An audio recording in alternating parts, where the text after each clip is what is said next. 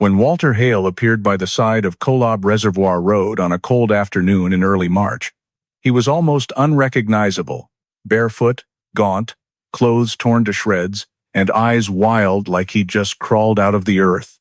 The man had vanished 9 months earlier amid the rugged canyons of Zion National Park, where every search had ended in despair. But the most terrifying thing wasn't his ravaged appearance. The most terrifying thing was what he said about those 9 months. About how he approached him, about the place where he kept him confined, and about the other person he was forced to protect in the darkness all that time. Some names and details have been changed to protect identities and privacy.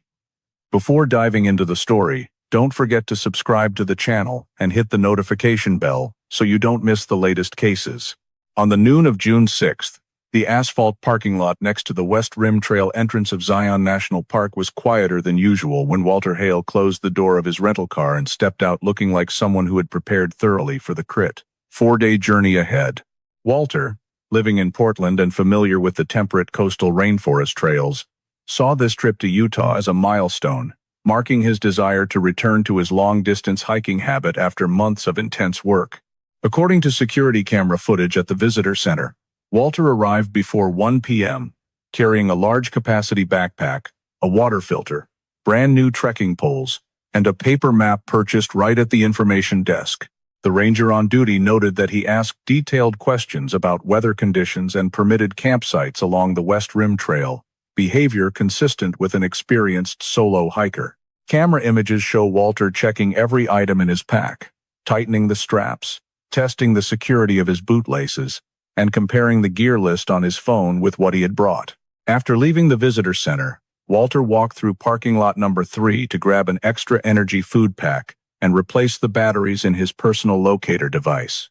In that area, another visitor reported seeing Walter standing next to a tall young man wearing a dark t-shirt and a baseball cap. The exchange between the two was brief, with no tense or unusual gestures, and this visitor paid no further attention because both men left the parking lot in different directions shortly afterward. Around 2:50 p.m., the camera at the trailhead recorded Walter stepping onto the West Rim Trail under stable weather conditions. Clear sky, good visibility, no high wind or thunderstorm warnings. Based on the experience of park rangers, this was a low-risk time window for solo hikers, especially one well-equipped and familiar with the route. Throughout the afternoon, no incidents were reported on this trail. Walter was expected to reach one of the campsites along the path before dark and send a safety confirmation text to his sister, as he always did on distant trips. However, from the moment the sunlight began to fade until full darkness fell, Walter's phone remained completely silent. By 9 p.m., family members started calling repeatedly but received no response. By 10 p.m., they had tried contacting the lodge manager where Walter was staying, but staff confirmed he had not returned. By 11 p.m., the situation remained unchanged, and Walter's phone switched to an unlocatable state, something that had never happened to him on any trip. Walter's sister, who had received the message, "I'll check in when I reach the first stop that noon," was the first to call the Zion Ranger Department to report the situation. After checking the hiker registration system and confirming no record of Walter exiting any trailhead, the on-duty division officially accepted the missing person report at 11:30 p.m. The emergency search file was opened that very night, marking the moment Walter Hale was officially recorded as missing within Zion National Park, and closing the final period when he was seen or heard from before his entire journey fell into absolute silence. Right when the missing person report was confirmed, the Ranger Force deployed a search plan following the exact route that Walter had registered. They formed teams to move along each branch of the West Rim Trail and built a prioritized zoning map based on elevation, tree density, and the likelihood that a solo hiker could reach the area in continuous hours of travel. Teams were organized in an arc formation. The lead team approached the main trail, the second team fanned out into the lower hill areas, and the remaining teams pushed into the transition zones between the mountainside and forest edge to ensure no possibility was overlooked. At the same time, the SAR, Search and Rescue Team, established a multi-method search system by coordinating ground forces, flying drones along cliff faces, and using thermal imaging equipment to scan areas difficult for pedestrians to access. The drones continuously recorded aerial footage and sent data back to the coordination center for analysis of any anomalies in the terrain structure. Ground teams swept each trail segment from low to high elevation, checking possible rest spots, minor side paths that often don't appear on tourist maps, and rock formations showing signs of recent collapse. As teams moved deeper into denser tree cover, a few scattered pieces of evidence began to appear. Near a low bush, searchers found an empty hiker water bottle lying on smooth ground. It was uncovered but positioned far enough off the main trail to draw attention, since the spot was not along a typical travel path. A few meters from the water bottle was a torn gray piece of fabric caught on a small branch, appearing to have been pulled taut before getting snagged. Not far from that evidence were several scattered shoe prints, but the impressions in the soil stopped abruptly where the ground turned to dry rock, making it difficult to track the direction of travel. The analysis team noted that the orientation of the shoe prints tended to veer away from the trail, but the distance was not long enough to confirm intentional trail departure. When expanding the search around the evidence location, the teams found no signs of a fall, slip, or heavy impact. Small rocks along the edge of the dirt gully remained undisturbed, with no indication of sliding or collision damage. The nearby ground showed no drag marks or long streaks typically seen when someone loses balance or is struck forcefully. Surrounding vegetation stood upright, with no freshly broken branches or churned soil suggesting resistance. The ground team's preliminary report concluded that the area did not reflect a fall or high-impact incident. Based on what was collected, the search force evaluated a range of possible scenarios. Walter may have left the trail to look for water or check gear in a sheltered, tree-covered spot. He could have sustained a minor injury and become disoriented. Intentional trail departure or influence from an external factor were also weighed because the evidence lay off the expected path. However, none of these had clear evidence to confirm a specific scenario. In that context, the command team ordered an expansion of the search radius in 3 directions: southwest, where the evidence was found, the northern area with many rock crevices and patches of open forest, and the eastern mountainside where the terrain is more complex but still within the realm of possibility for a hiker to wander into. Drones were programmed to fly deeper into the ravines, looking for reflections from metal gear or heat signatures indicating human presence. Ground forces continued, checking every natural rock alcove, every flat patch of ground that could serve as a resting spot, and every rock formation capable of concealing evidence. Each team was required to report back to the coordination center every 30 minutes to update the search progress map.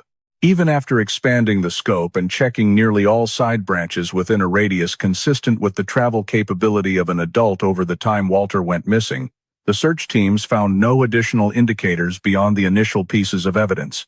Every completed zone yielded no new signs, causing the search map to keep expanding in wider and wider circles, without establishing a clear direction of travel. When the extended search cycle for that day concluded, the operations report noted that the entire effort had produced no progress in determining Walter's current location or previous direction of movement, leaving the search operation in a state with no supporting data for the next sweep phase. The comprehensive search report was finalized after many weeks of continuous sweeps across the entire West Rim Trail area and any related side branches that could have been part of Walter's planned route, including detailed lists of collected evidence, maps of covered terrain, drone-recorded imagery, and notes from each participating team. These documents were submitted to the Coordination Division for an overall assessment based on the practical reality that no additional data or signs had emerged over a sufficiently long period to be considered beyond the threshold of natural progression for a typical missing person case. During the compilation process, the analysis team reviewed every piece of evidence found, from a water bottle placed off the main trail to a torn piece of fabric caught on a bush, along with fragmented boot prints located at the intersection between soft soil and rough rocky ground. The report clearly stated that the positions of the evidence did not form a continuous line of travel, nor did they display any clear pattern of direction, making them insufficient to provide a solid basis for deploying further targeted sweeps. A key part of the overall evaluation involved cross-checking statements from all witnesses during the search period. Each witness was recontacted to confirm the details they had provided, in order to rule out any possibility of misinterpretation or incomplete recording. Those present at the parking lot and trailhead reiterated that they had witnessed nothing suspicious beyond seeing Walter briefly interact with an unfamiliar young man. However, no one had additional details about the man's vehicle, behavior, or words spoken, and there was no sufficiently specific physical description to proceed with verification. Hikers who were on the trail at the same time also reported no incidents along the route. No calls for help heard, and no signs of injury to anyone. In concluding the witness statement review, the analysis team determined that no witness data existed with enough weight to open a new investigative direction. Based on the comprehensive report, the Zion Ranger Department held an internal evaluation meeting to consider whether the missing person case still met the criteria to maintain active search operations. The standards applied included the search duration having exceeded the optimal resource deployment limit, the surveyed area having achieved a high coverage ratio, and the absence of any further signals from Walter's personal device. All factors were cross-referenced against the park's search and rescue resource management protocols, which stipulate that after completing an extended search without establishing new leads, the case file must be transferred to cold case unit management to avoid prolonging fruitless campaigns without basis for continuation. Upon reaching consensus, the Coordination Division completed the file transfer procedures. This meant that search forces were scaled back to minimal activity status, retaining only a passive monitoring mechanism in case new information came in from the public or federal agencies. Evidence was resealed according to long-term preservation standards and stored in the park's evidence warehouse for future comparison if needed. Search maps were marked as completed, clearly indicating each subzone that had been surveyed and the status of no results found. All drone imagery and data were archived in the dedicated digital storage of the SAR unit to ensure the integrity of the information. While the file transfer process was being carried out, Walter's family continued to apply strong pressure through the media, repeatedly issuing public calls for information and support. They posted images of Walter on community groups, contacted multiple local television stations, and organized spontaneous search groups to push for expanding the scope of the investigation. However, these activities brought no change to the case data, as no one provided directly relevant information, no new leads emerged, and no additional evidence appeared beyond what had been collected in the initial phase. Investigators noted that continuing to maintain active search forces in the absence of supporting data would yield no practical benefit and would not align with the park's coordination standards. Therefore, the Walter Hale case was officially recorded on the list of unsolved missing persons cases within Zion National Park. This decision was entered into the final minutes, establishing the point at which all extended search operations were suspended after many weeks without any further leads, and the file was shifted to a frozen status in accordance with the management protocol for missing persons cases, showing no signs of progress. On one afternoon in early March, while the weather in the Kolob Reservoir Road area still carried the lingering chill of Utah's winter, a family of tourists was driving slowly along the partially paved road leading up to the reservoir when the passenger spotted a faint figure moving slowly along the edge of the road, prompting them to ask the driver to slow down for a closer look. As they drew nearer, they realized it was a man in severe physical exhaustion. Staggering with each step, his entire body covered in dust and dirt, clothes torn and frayed, as though they had been rubbed against rocky terrain for many weeks. His face was sunken, lips cracked, eyes nearly unable to focus, yet he still struggled to maintain balance to keep from collapsing onto the pavement. Recognizing the abnormal nature of the situation, the driver immediately pulled over completely, and the family got out, keeping a safe distance while calling 911 to report a man who appeared to be in critical condition. Just a few minutes later, the sheriff's unit responsible for the Kolob Terrace area received the call and dispatched a patrol vehicle to the reported location. Upon arriving at the scene, the on-duty officer assessed the man's condition and immediately requested medical assistance because he was near total exhaustion, barely able to speak, and standing only by reflex. After helping the man sit in a safe spot beside the roadside, the officers began conducting a preliminary identification check based on facial features, hair condition, height, and any other basic recognizable signs that remained. Despite the drastic change in his appearance, the evident emaciation, and clear signs of trauma, the quick cross-check still matched the profile of an individual reported missing many months earlier within Zion National Park.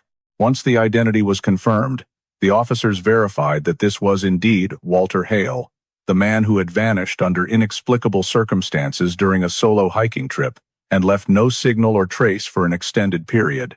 While waiting for medical personnel to arrive, they performed basic first aid and documented whatever could be observed from Walter's outward appearance for later verification, including signs of severe malnutrition across his body, deep indentations around his wrists consistent with prolonged restraint, and fingers so dry and cracked they were peeling.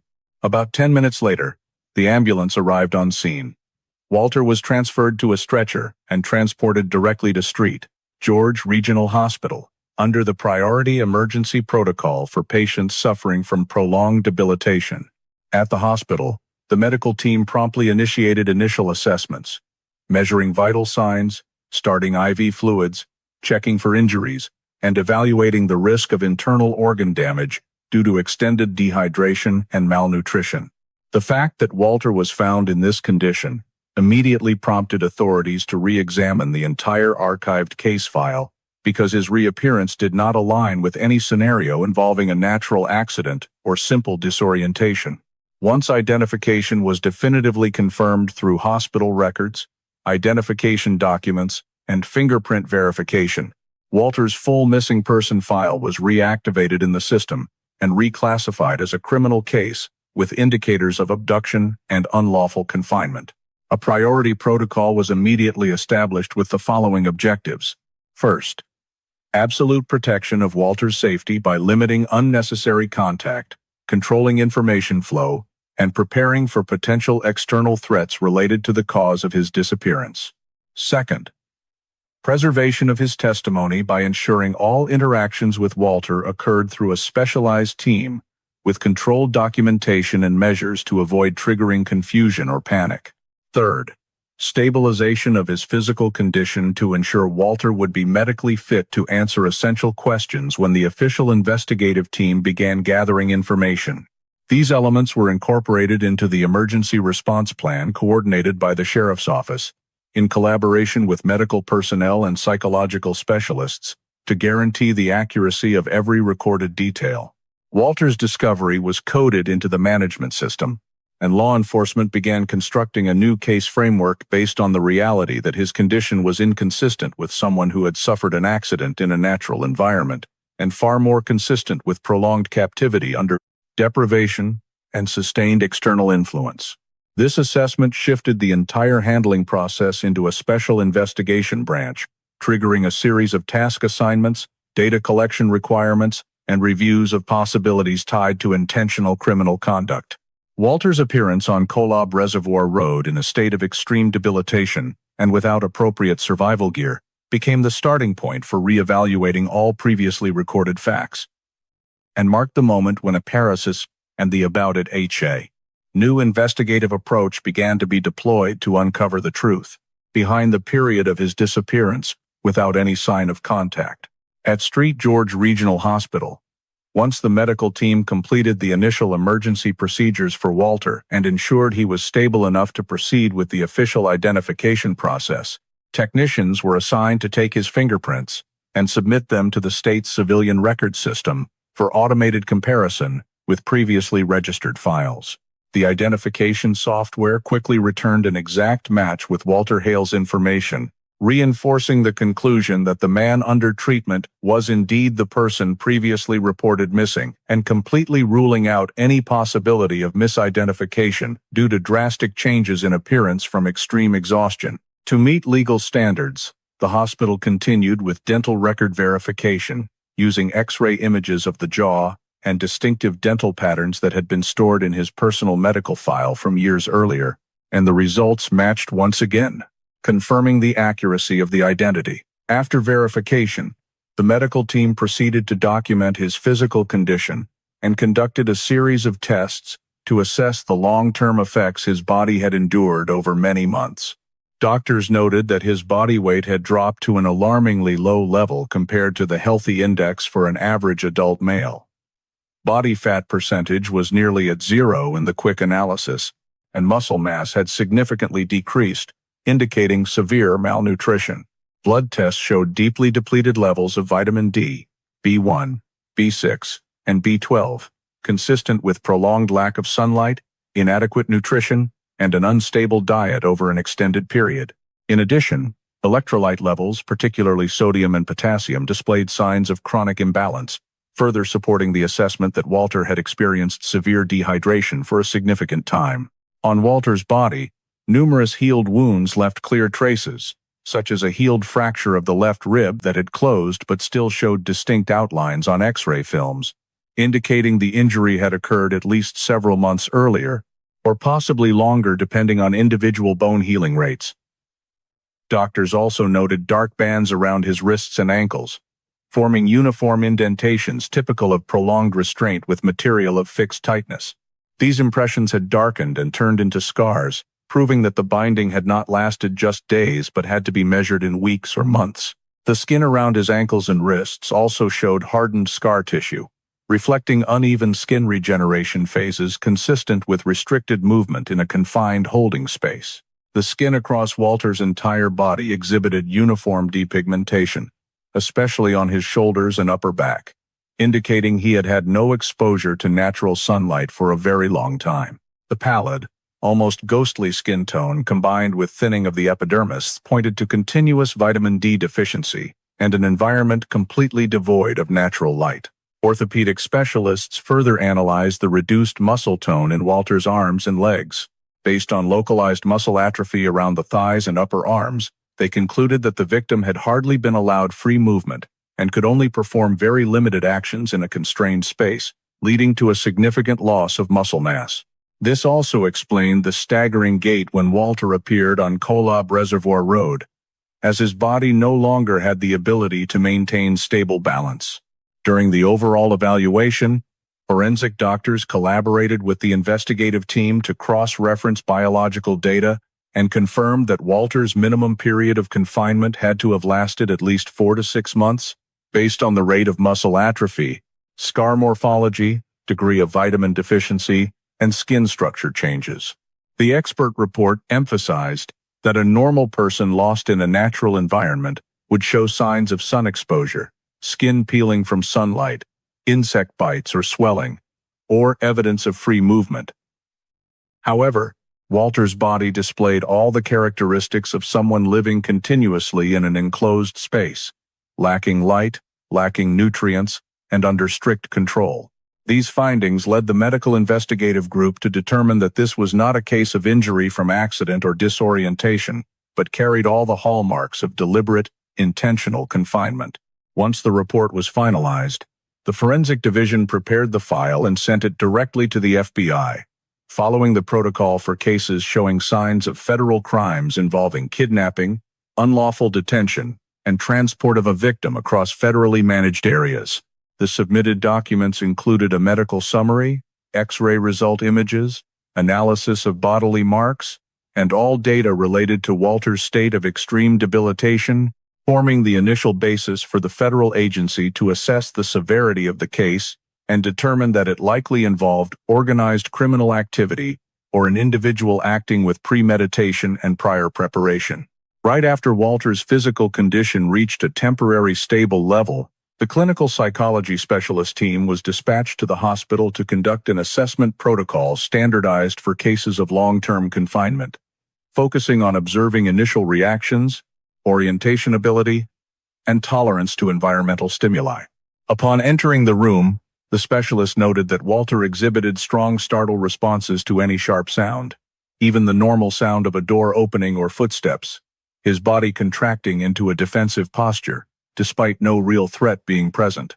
His eyes constantly darted rapidly and avoided direct eye contact, as though conditioned to limit all communication through gaze. When asked to describe his current location, Walter took a long time before managing to provide even one basic piece of information and frequently paused mid-sentence, as if unable to organize the sequence of recent memories. His sense of time orientation was severely disrupted, shown by his inability to determine whether it was morning or afternoon, to recall the day of the week, and to estimate even roughly how much time had passed since he was found on Kolob Reservoir Road. The specialist additionally recorded clear signs of PTSD. Walter displayed extreme hypersensitivity to the presence of strangers, reflexively recoiling backward on the bed whenever additional staff entered the room, and experienced periods of uncontrollable trembling, even though the room temperature was stable. At times he entered a freeze state, lying motionless with a vacant stare and shallow breathing indicative of an acute stress response. These manifestations were accompanied by what medical literature describes as survival shock, characterized by the nervous system shifting into prolonged defensive mode following experiences of sustained control, restriction, and threat. To prevent overstimulation, the specialist team developed an adapted interview protocol in which each session was broken into short segments, interspersed with rest periods to avoid escalating panic levels. The examination room was maintained with soft lighting, minimized sources of sharp sounds, and staff were required to move slowly to reduce the risk of triggering startle reactions. Rather than asking direct questions about traumatic events, the specialist began with neutral-level questions to gauge concentration ability, for example, asking him to describe objects in the room or inquire about his current bodily sensations. Through repeated attempts, the observations showed that Walter could not sustain long trains of thought and was easily distracted by even very minor noises. This led to the professional conclusion that Walter would not be able to immediately provide a complete narrative of what had happened to him during the period he was missing. The specialists agreed that pressuring the victim to describe the entire experience right away could harm the mental recovery process and intensify neurological disorder symptoms. Therefore, the information gathering plan was structured in layers. Simple, easily recallable details were prioritized for recording first, then gradually expanded to more complex elements only as the victim achieved relatively greater psychological stability. This plan structure also included checking reaction levels when recalling events, ensuring every collection step remained within Walter's tolerance threshold to avoid inducing panic or reactivating traumatic memories. In addition, the specialist team placed strong emphasis on evaluating Walter's overall circadian rhythms, such as sleep quality, sensitivity to light, ability to eat and drink, and bodily responses to low-dose sedatives. All these factors were used to adjust the pacing of interviews, creating an environment in which the victim could express remaining memory fragments without pressure or a sense of loss of control. Another critical component of the psychological assessment was testing self-recognition ability and capacity to maintain communication.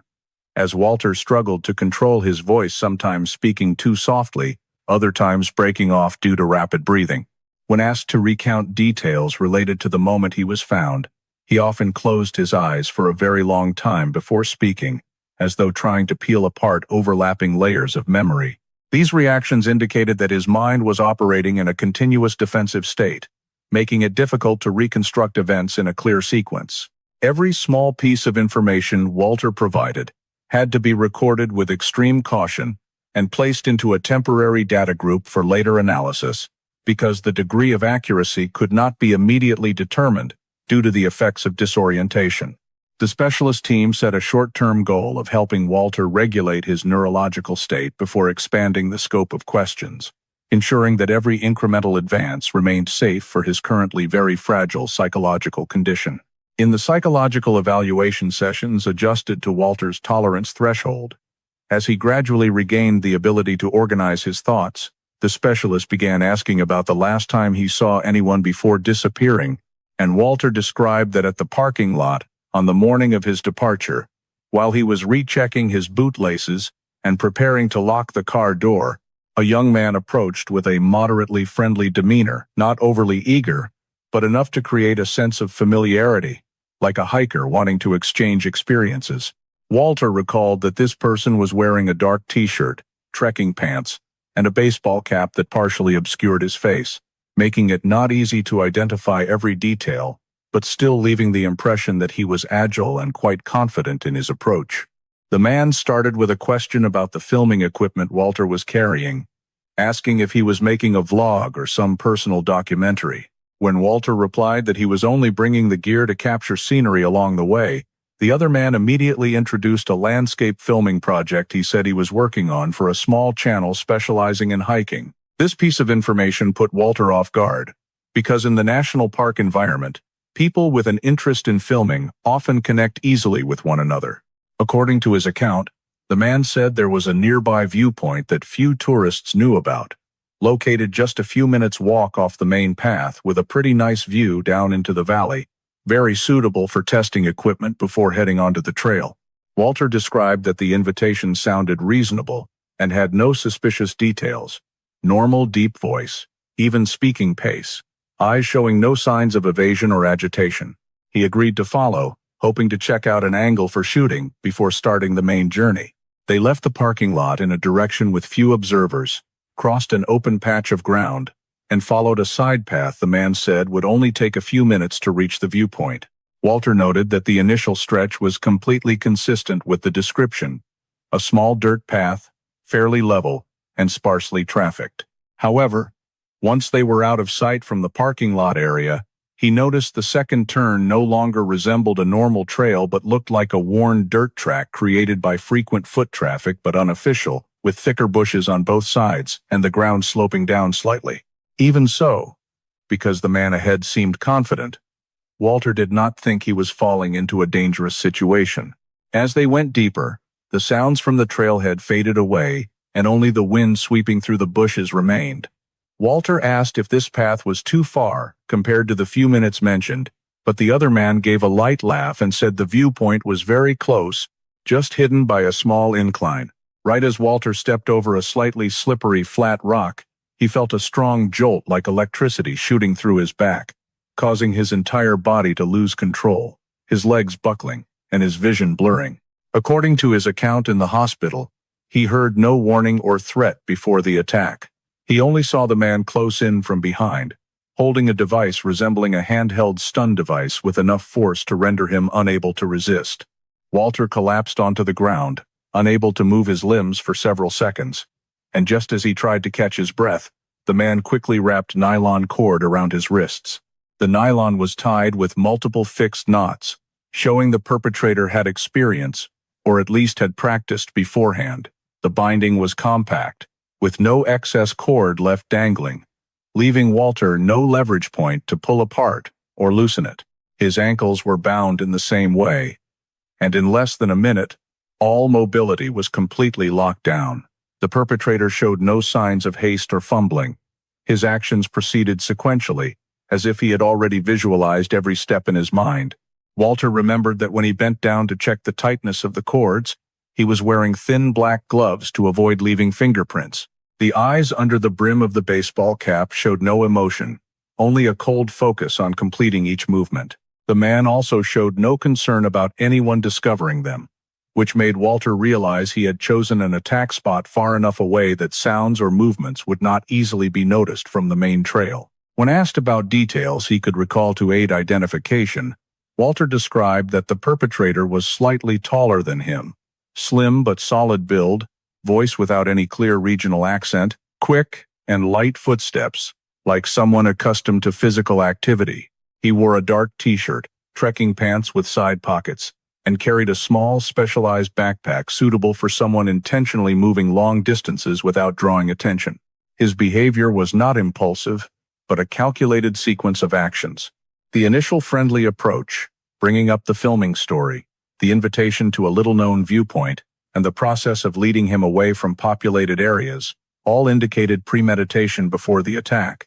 And these details formed the initial basis for identifying his behavior based on the approach method, demeanor, gait, and consistent attitude throughout the entire period, from his appearance until he had Walter securely bound with nylon cord. According to what Walter was able to express during the psychological examination sessions and partial memory evaluations, the process of being moved from the attack site happened quickly, but contained enough distinctive sensory details for the investigative team to build a sketch of the direction and likely location the perpetrator had used. Walter described that right after being tied with nylon rope and completely losing the ability to resist, a dark cloth was pulled over his head and tightened around his neck, so that he could only perceive total darkness and his breathing confined in a narrow space. The perpetrator yanked him to his feet with strong force on his arms and began moving. Based on the estimated time Walter could recall, the initial movement lasted about 3 to 5 minutes before the pace changed to dragging him across the ground in a downhill direction. Throughout this period, he clearly felt the continuous changes in the ground surface. First soft soil mixed with sand, then shifting to an area with many small rolling rocks underfoot, followed by a slippery, steep section that caused his body to slide down in short bursts. When asked about the slope, Walter described that his feet occasionally hit sharp-edged rocks, and that both sides gave the sensation of stronger wind blowing through, suggesting the space had opened up more than at the attack location. He could see nothing, but could hear the wind whistling through narrow gaps and the light clatter of gravel rolling with each pull from the perpetrator, indicating the terrain was not flat dirt, but a natural path with a clear incline. Continuing the description, Walter said that after the downhill section, he was pushed backward, as if the perpetrator wanted to change the method of movement, then dragged across a large rock surface with a slight incline but very slippery, forcing him to brace with his knees and elbows, even though they were still bound. At this spot, he heard a small but steady sound of water flowing to his left, like water seeping through a rock wall, or a very small stream volume enough to notice, but not loud enough to create an echo. This detail was especially important because the investigative team knew that the western and southwestern areas of the West Rim Trail had many locations with seasonal small water flows, while eastern areas were drier. Walter recalled that after hearing the water, the perpetrator continued dragging him for another segment of about 1 to 2 minutes, then stopped as if checking something. After a brief pause, he was pulled to the right and felt the ground change again. This time, hard-packed dirt with fewer pebbles, accompanied by the wind being partially blocked, as though the space had closed in. Based on this description, terrain specialists suspected he had been taken into a narrow passage or a natural rock alcove at the edge of a slope. When asked about the total duration of the movement process, Walter estimated that from the moment of the attack until he was pulled into the space where the wind was reduced was about 10 to 12 minutes, with uneven speed, sometimes stopping then continuing. This indicated the perpetrator did not follow the main trail but used a side path or a faint track created by hikers veering off. Specific details such as the sound of water, the slope, the slippery rock surface, and the changes in wind pressure helped the investigative team begin narrowing down the most matching area on Zion's terrain map. When analyzing the map, the specialists determined that the most fitting terrain structure had to combine 3 elements: a downward slope from the main trail, the presence of seasonal flowing water, and natural rock alcoves capable of shielding wind. These areas were concentrated mainly in the southwest of the trail, near rock gullies leading down to open forest patches. When questioned more closely about the rock surface he felt underfoot, Walter described it as flat but not completely smooth, slightly rough, like sandstone worn over time. This further narrowed the range because not every area in Zion had sufficiently wide sandstone slabs to drag a person across. During the recreation of the spatial sensation, Walter noted there was a moment when he clearly heard the perpetrator's footsteps echoing close to the rock surface, the sound slightly reverberating as though a nearby vertical wall was reflecting it back. This helped the investigative team add another element to the sketch. The temporary holding place was not in dense tree cover but in the form of a rock hollow or narrow crevice in a rock face. The specialist continued asking Walter about the rhythm of pulling and stopping. He remembered the perpetrator moved in quick, short bursts, like someone familiar with traveling on steep terrain. Walter also described that when he was pulled downhill, his body often tilted to the right, leading the investigative team to assume the perpetrator stood on his left and used their dominant hand to control the binding rope.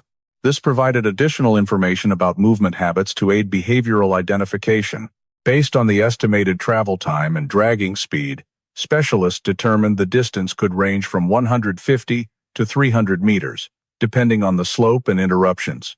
When cross-referenced with the map, only a few areas had matching structures. Narrow crevices located below the edge of the main trail, leading to natural alcoves before the terrain opened up at the fringe of open forest.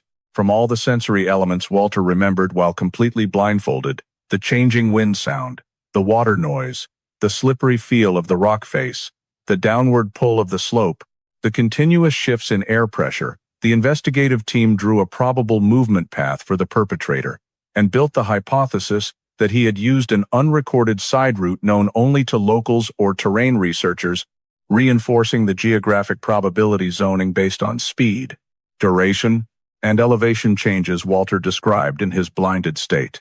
In the times Walter tried to recall the moment he was pulled into the first space after the blindfolded transport process, he described that the spot was not a large cave or a complex man-made structure, but resembled a natural rock alcove of small size, just enough for one person to lie curled up and another to stand or crouch right at the entrance.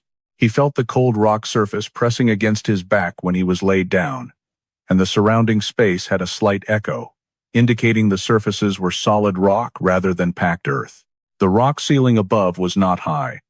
When Walter instinctively tried to lift his head, his forehead hit the hard surface, which made him think the ceiling was only a few inches above his head. He described the surrounding surfaces as having no large echoes like a deep cave, but more like a rock recess carved into the mountainside, partially covered by vegetation, so that light coming in was only at a very dim level. In some moments, he smelled nylon and rock dust, along with the scent of a coarse fabric material that the perpetrator used, which led the investigative team to consider the possibility that beyond the rock alcove, there was a camouflage layer of tarp or some simple tent-like covering placed in front to completely block the view from outside.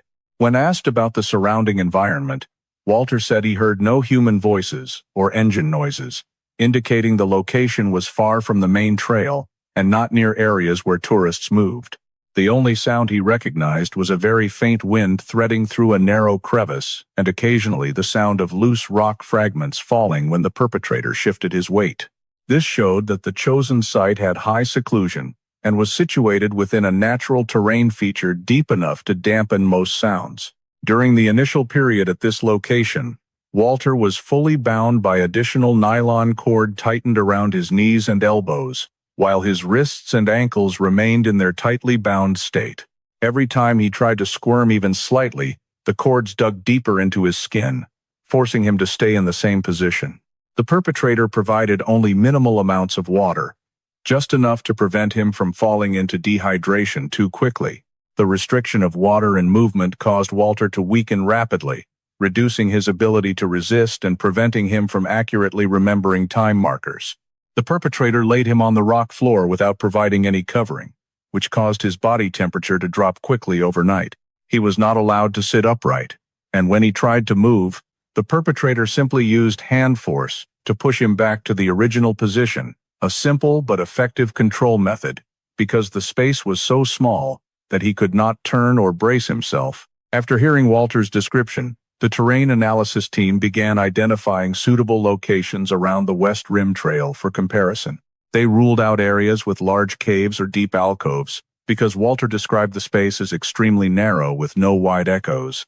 They also eliminated positions too close to the main path, because the wind sounds and quiet environment Walter described did not match areas with foot traffic.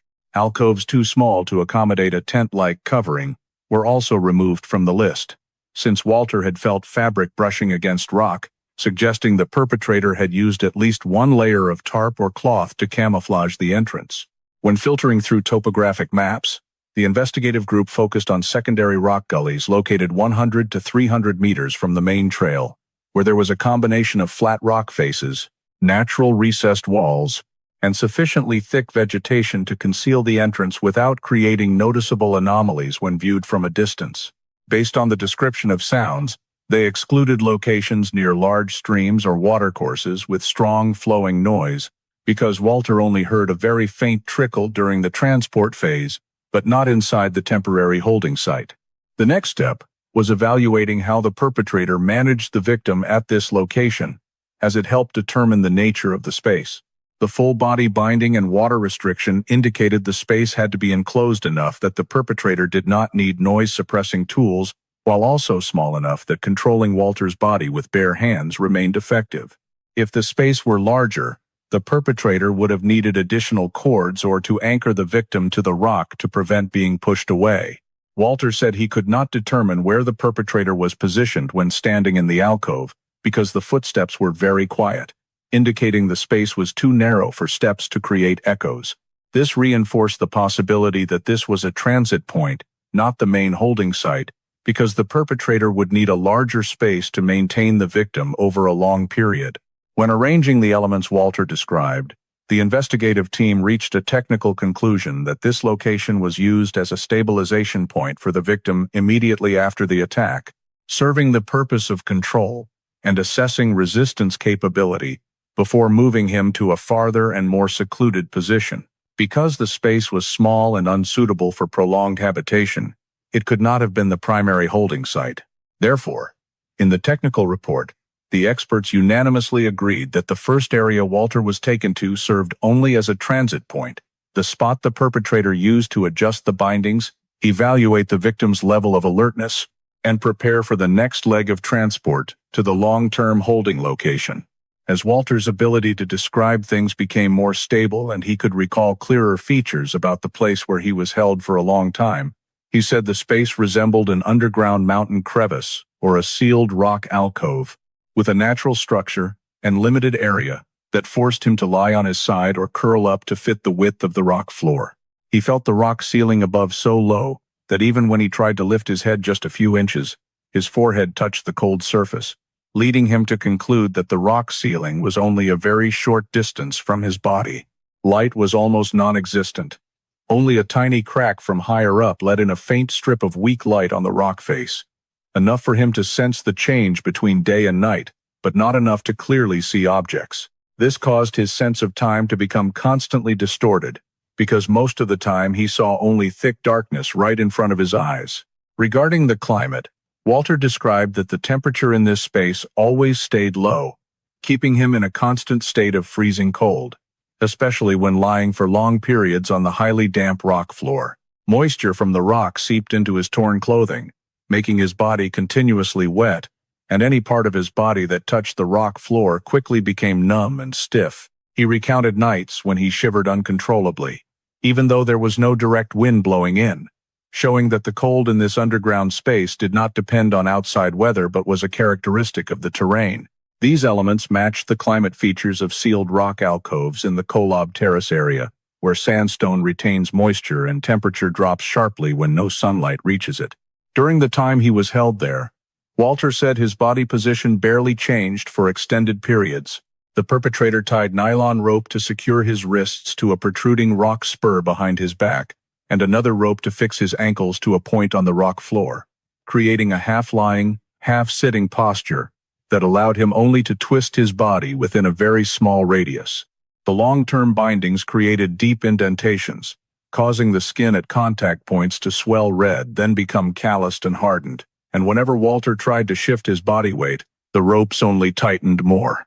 Thanks to this description, the investigative team was able to visualize that the main holding place had to have a rock structure with many natural protrusions and indentations, suitable for securing ropes, without the perpetrator needing to create any additional support devices.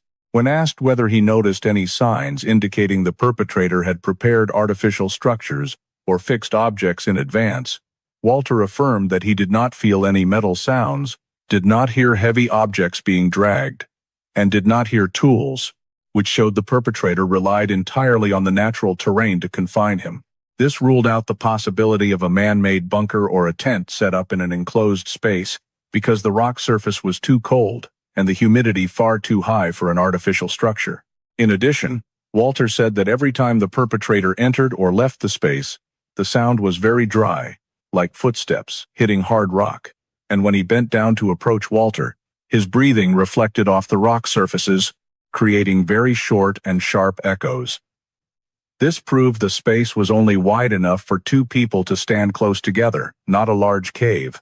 From the characteristic of light entering through a small crack, the investigative team determined that the holding place had to be located where a higher rock face formed a narrow fissure, allowing light to penetrate vertically or at a slight angle, but blocked by vegetation or rock structures in front. This suggested the entrance was not at eye level but in the form of a small cave mouth, possibly concealed by loose rocks or bushes. Walter also recounted that each time the perpetrator entered, he heard small rocks falling with every step, as though the entrance was an unstable surface or covered with rock debris, further reinforcing the likelihood that the main holding place was not an expansive rock cave, but a rock alcove right against the mountainside, with an entrance sloping slightly up or down. When analyzing this data, terrain specialists narrowed down rock alcoves with similar specifications in the Kolob Terrace area and surrounding regions. They compiled a list of rock crevices, located far enough from the main trail to reduce sound, and deep enough to maintain year-round cold, then cross-referenced them with terrain information about rough features suitable for tying ropes. Locations with cave mouths too wide or too much light penetration were eliminated because they did not match Walter's description. Next, they filtered for sites with only a single access direction, because Walter said that every time the perpetrator stepped in, the sound always came from the same direction, with no signs of multiple exits or parallel passages. This was very important because a location with multiple paths would produce echoes from several directions, whereas Walter only heard sound reverberating from one single angle, indicating the cave structure had only one entrance, fitting a long-term confinement tactic designed to maximize control over the victim and minimize escape possibilities.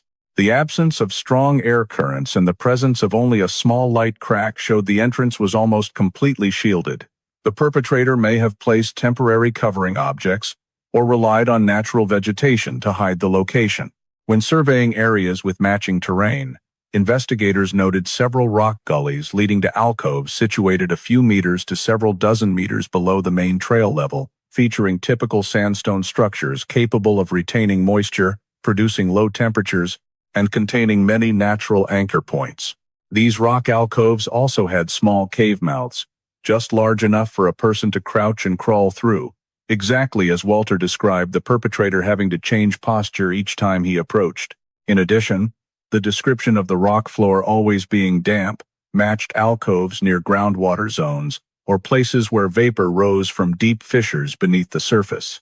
When compiling all the sensory data Walter provided, the investigative team concluded that the main holding place was a highly stable natural space, of the type of rock alcove deeply embedded in a cliff face, with a single exit and converging all the elements: cold, damp, dark, limited light, and severely restricting the victim's movement.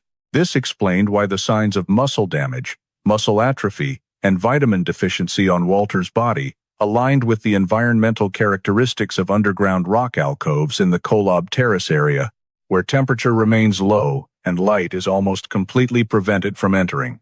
In the process of analyzing the fragmented descriptions that Walter could provide about the perpetrator's attitude, manner of speaking, and repeated actions throughout the time he was held captive, the specialists recognized that most of the elements Walter remembered carried the characteristics of a person not acting on ordinary motives, but following a pre-constructed pattern, like a script the perpetrator had imagined in advance. Walter recounted that right from the initial contact at the parking lot, this man had opened with a story related to filming, suggesting an activity with performative and reenactment elements, and that detail became noteworthy when cross-referenced with the sequence of behaviors he applied during the captivity. When asked about statements the perpetrator had let slip during the confinement, Walter remembered that he sometimes referred to creating an experience, keeping the right pace, controlling the scene, phrases that did not fit a criminal, acting for financial motives, or out of grudge. He never mentioned money, never demanded ransom, and showed no desire to obtain specific information or benefits from the victim. This reinforced the assessment that his goal was not related to robbery or revenge, but to carrying out a psychological experience defined by himself. When describing how the perpetrator monitored him in the early days, Walter said he moved very quietly, observing his reactions with an emotionless gaze, as if checking the responses of a character, rather than providing ordinary care or threats. This led the behavioral analysis team to combine data from the initial attack phase and Walter's descriptions to notice that the perpetrator appeared to be influenced by criminal motifs in films, where the perpetrator character often constructs a miniature world in which the victim plays the role of being completely controlled. He did not act on impulsive needs, but every detail resembled an attempt to reenact a fictional pattern he had previously encountered through media. Walter recounted that in many moments, he stood at the entrance of the rock alcove, watching him for minutes on end without saying anything, then suddenly left as if he had confirmed some criterion in his mind. This style of interaction was unlike kidnappers with clear motives and reflected a form of self-hypnosis, where the perpetrator placed himself in the role of controller and the victim became the test subject. An important point in the analysis was the randomness in the selection of Walter. Walter held no special financial value, had no hostile connections, and no easily triggering points of conflict or provocation. The event occurred precisely when he appeared alone at the parking lot with basic equipment, indicating the perpetrator chose the target not based on relationships or benefits, but on how well it fit the script he imagined, in which the ideal victim was a solitary person, easy to separate from the crowd, with a sufficiently long journey to conceal the disappearance. Walter's descriptions of the perpetrator showing no anger, no insults, no demands, no seeking of information, also contributed to showing that his sole objective was the genuine feeling of committing the crime, a kind of experience he viewed as a personal challenge or achievement. In many criminological case files, this is the behavior pattern of individuals heavily influenced by figures in films or criminal media, leading them to deliberately imitate methods of approach, binding, and control to satisfy an inner compulsion. This behavior is not rational but symbolic, in which the perpetrator views the criminal act as a way to affirm his identity rather than to gain tangible benefits. Walter also described that the perpetrator sometimes spoke to himself, but not with threatening content, more like reciting steps in an already established plan. Phrases like right position, sufficient duration, maintain order, led the analysis team to conclude that he had detailed preparation. There were no signs of arbitrariness or impulsiveness. He knew exactly what he needed to do at each moment. From the chain of behavioral descriptions, the environmental features he chose, the way he controlled light, controlled space, and the way he bound the victim according to a repeating rule, the behavioral analysis team determined that the perpetrator belonged to the category of non-rational but planned criminals, meaning the behavior did not stem from practical needs, but from personal psychological compulsion, yet still accompanied by thorough preparation regarding location, tools, and victim approach method. The combination of randomness in target selection and consistency in behavior showed that the perpetrator did not aim to gain material or emotional benefits from the victim, but to achieve a form of psychological gratification tied to reenacting criminal motifs he had absorbed through films, creating a behavior that was both irrational and calculated, leading this subject to be identified as a type of self-hypnotized perpetrator, modeled after cinematic figures with a significant level of preparation prior to acting. During the period Walter was held in the sealed rock alcove, he had to endure a series of control measures applied by the perpetrator in a repeated and sequential manner, showing that his purpose was not merely to keep Walter isolated but also to break down resistance by impacting both physical and mental states. Walter recounted that the only source of nutrition he was given was a small amount of dry food, such as a few pieces of crackers or energy bars cut into small portions, delivered irregularly and often separated by many long hours, making the sensation of hunger persistent.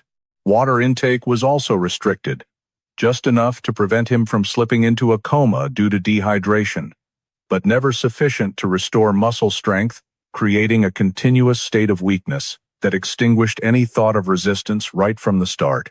The perpetrator did not feed him on a fixed schedule but varied the timing, sometimes skipping food provision for an entire day, completely disrupting Walter's biological mechanisms. When speaking about sleep, Walter described how the perpetrator used a sleep deprivation tactic by creating sudden noises, lightly kicking the rock floor near him, or yanking the binding ropes to jolt him awake every time he began to sink into deep sleep.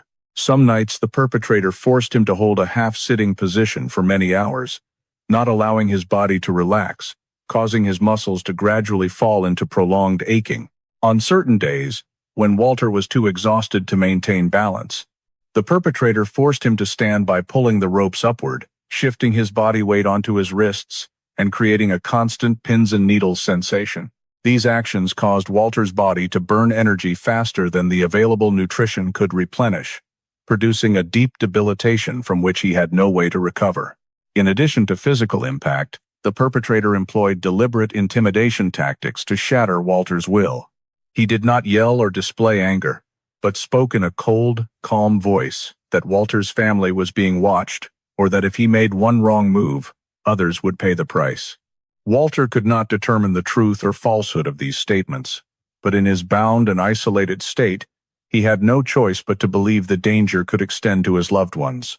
Therefore, every time he considered resisting or disrupting the perpetrator's actions, the fear for his family crushed the impulse, adding another layer of diminished resistance. This was one of the most powerful psychological impacts because it controlled not only the victim's actions but also his thoughts in every moment.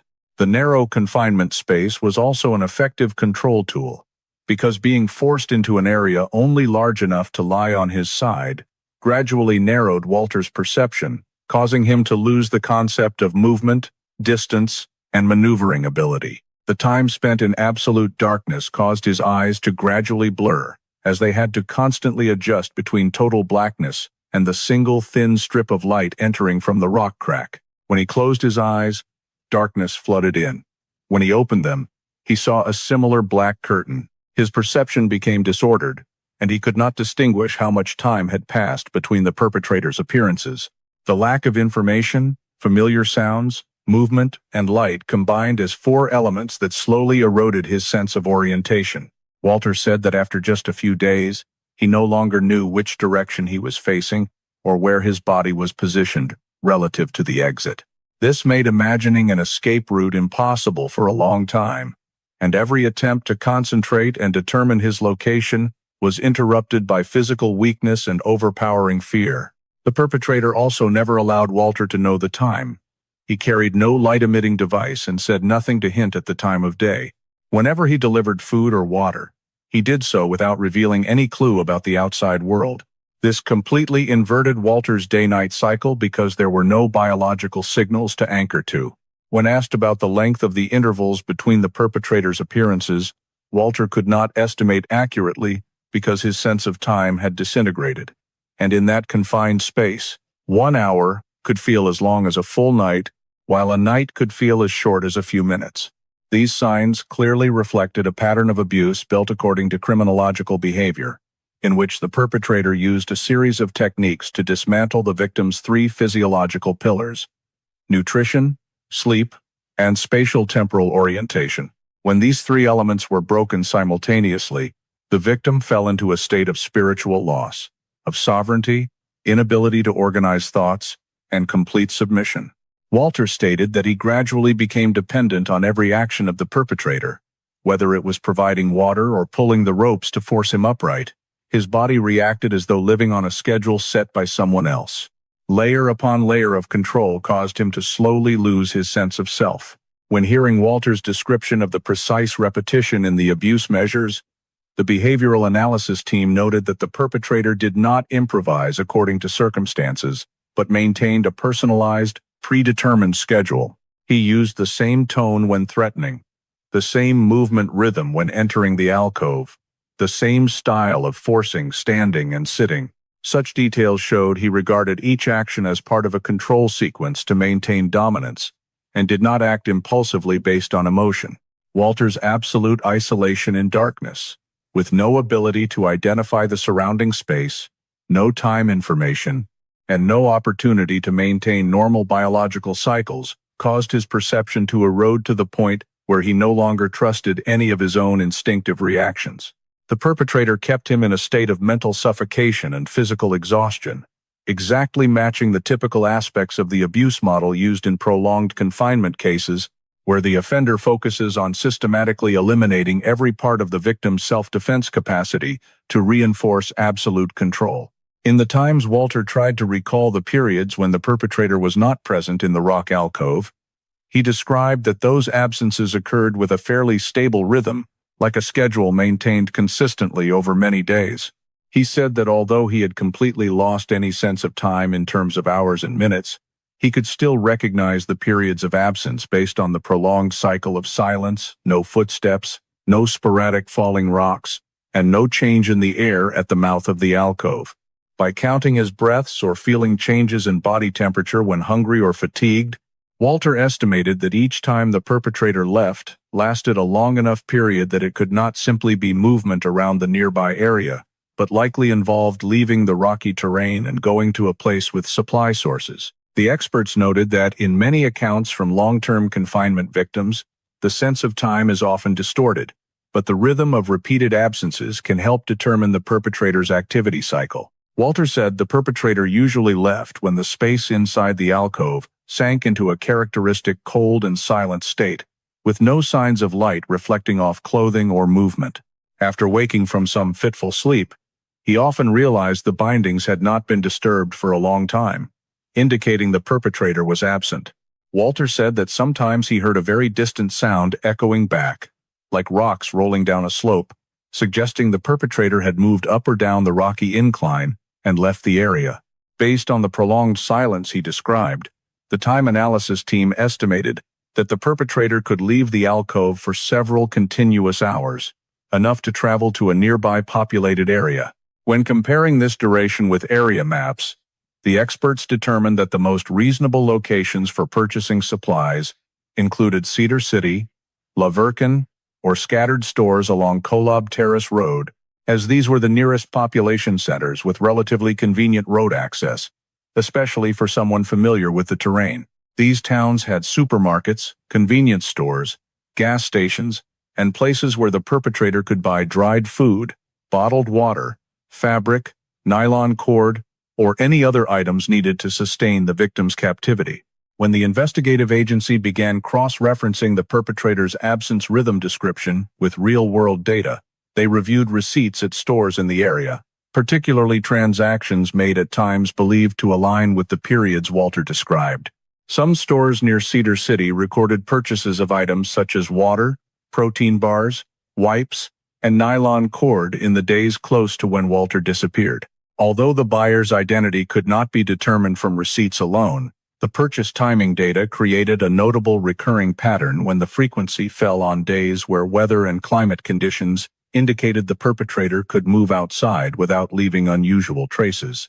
When collecting surveillance camera footage from stores, gas stations, and nearby traffic areas, investigators found images of a man wearing a baseball cap, dark clothing, thin gloves, and often keeping his head down while paying.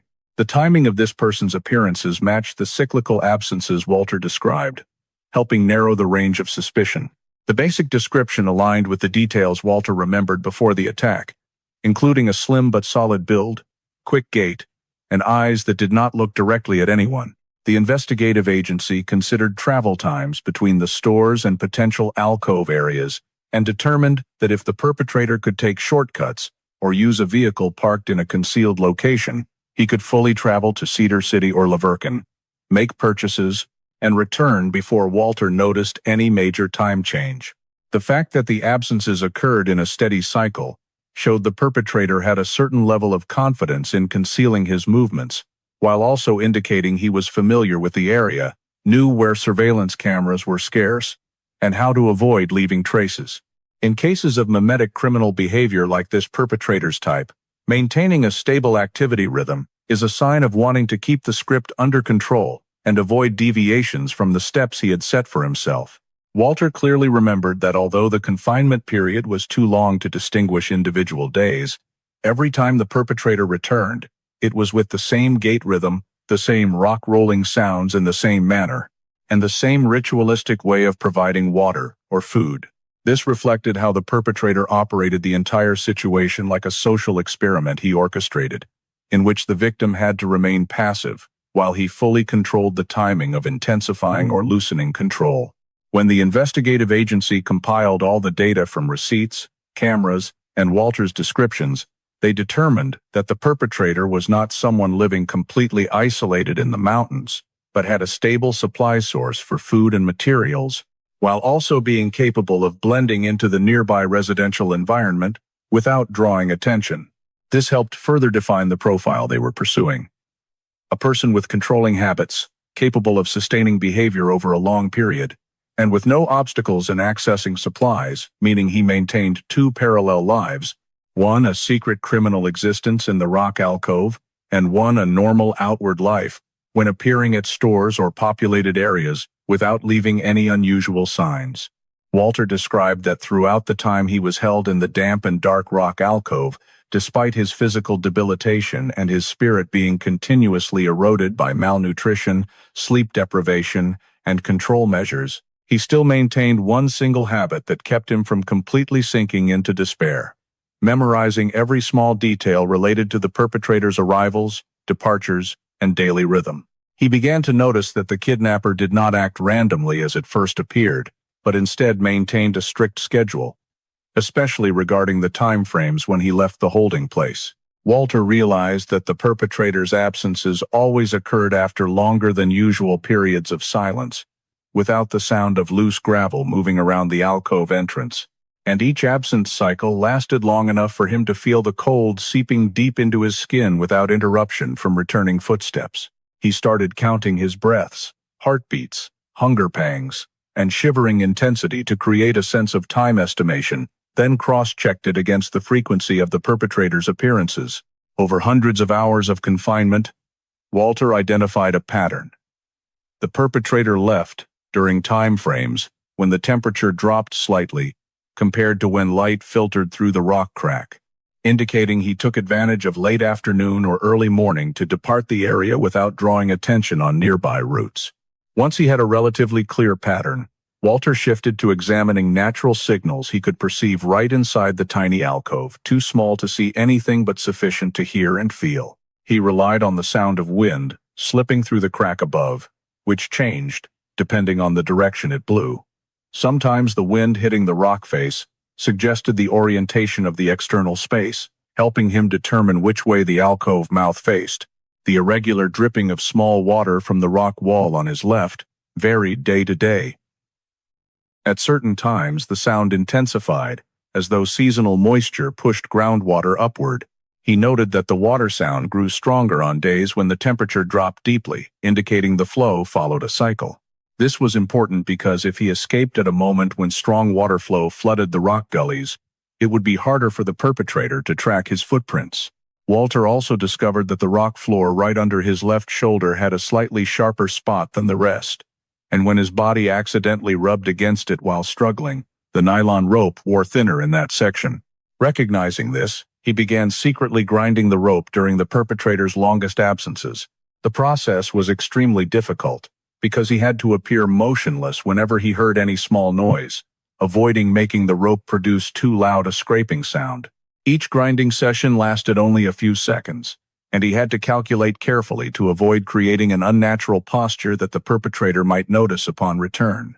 During more successful grinding attempts, he measured the rope's looseness by checking whether his wrist could rotate an additional small angle, gradually tracking his progress. In addition to grinding the rope, Walter used every absence period to test the limits of his body's movement as the rope loosened. There were times he tried leaning toward the alcove mouth to determine whether the external space was wide or narrow. The echoes from the rock told him the space ahead was open rather than a dead end. He checked the slope by pushing a small loose pebble with his toe. If the rolling sound continued for a long time, it indicated a downward slope outside.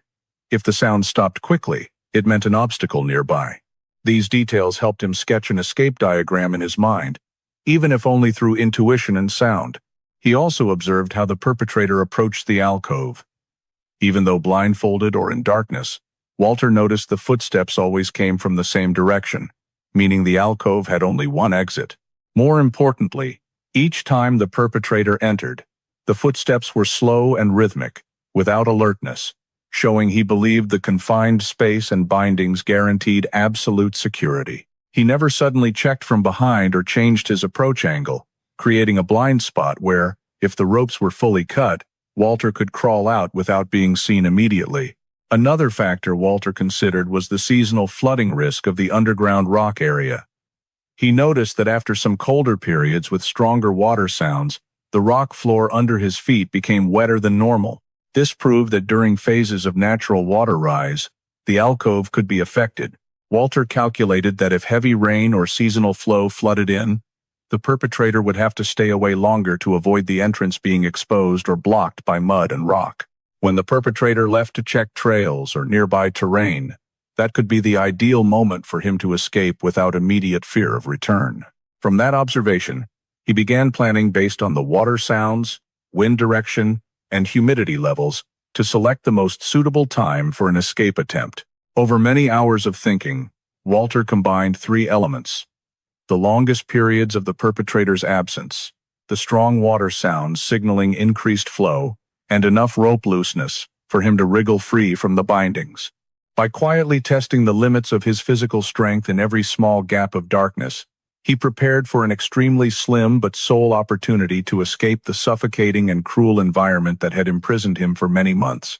Walter recounted that the decisive moment for his escape effort came on a day when the sound of trickling water in the rock alcove suddenly became unusually intense.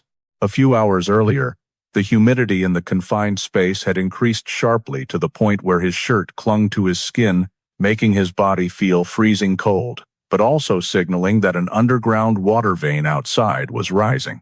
Then a heavy rain began pouring down above the mountain crevice, water seeping into the rock channels and flowing in much stronger streams than in the previous days. The sound of water crashing against the rock face echoed thunderously, drowning out every other noise, and that was the signal he had been waiting for to act. The increased water made the nylon cord damp and reduced its tension. The section he had been wearing down for many days became softer and easier to break. He summoned all the remaining strength he had, pulling his wrist against a sharp rock protrusion to create more friction. The rain was so loud that it covered every scraping sound of the cord, allowing him to wear it down faster without fear that the perpetrator might suddenly return. When the nylon layer began to separate into thin strands, he felt a gap forming around his wrist. With just a few more wrist-twisting motions, the final knot snapped, leaving a burning sensation but freeing part of his body after months of being bound. Walter quickly moved to his legs.